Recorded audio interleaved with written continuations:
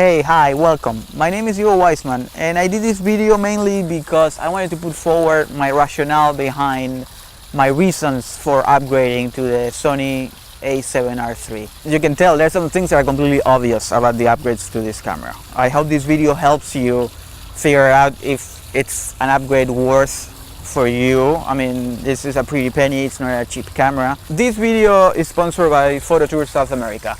It's a photo touring service to different destinations in South America. Check out their Patagonia photo tour itinerary that is coming up in 2018. If you've ever been interested in traveling to Patagonia, this is a great opportunity because it's very cool. They go to glaciers, they go through the amazing landscape of Patagonia as well, some of the wildlife. I'm doing this video at the Spanish Monastery, if you can believe it, in North Miami Beach, Florida. This was a monastery that was constructed back in the 1600s in Spain and then transported piece by piece to these sites, to this beautiful site in South Florida. First of all, the main thing, and thank you Sony and gods of lithium, the improvement of the Z batteries are just outstanding. There's nothing wrong to be said about this. The new Z batteries are just excellent. I'm shooting with them right now and I'm still running with a lot of juice with the first one, and I already shot a time-lapse this morning for about an hour and a half and another video on my way up here. Huge and excellent improvement of the battery over the, I think it was the W that we have with the 6300. I mean, it's mind-blowing. I remember just like getting stuck with 3 or 4 batteries and looking at how fast the juice will run out from those batteries. Thank you gods of lithium. I used the 6300 for about 2 years. I sold it last October because I wanted to move to a bigger, larger sensor. The other great one that I was very frustrated with the APS-C sensor from Sony, we all know the issue about Sony not completing their full lens lineup. They're coming along, they're creating excellent glass. I already purchased native glass for this and I think it's outstanding. But I have to say, on the APS-C bodies, you don't have that many options. Overall, I mean, most of the new upcoming glass, either from third-party manufacturers like Sigma or Tamron, it's going to a full frame. That's where the money is. I actually have this theory that this innovation that Sony is putting forward, it's great, it's outstanding, but I think they're getting their money back on their glass and not necessarily on their bodies, on their cameras. So I understand the rationale. I mean, if you want good images, you not only need a good sensor, but you definitely need good glass, because without good glass, there's not much you can do.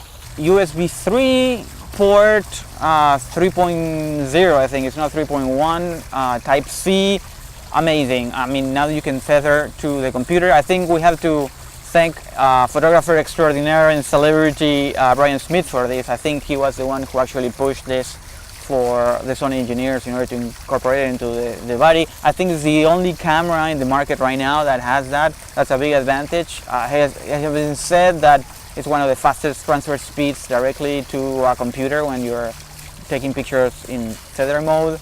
So that's a big extra. And now, guess what? Coming from an APS-C sensor like the Sony A6300, the opportunity to actually hear what you're recording, that's mind-blowing, right?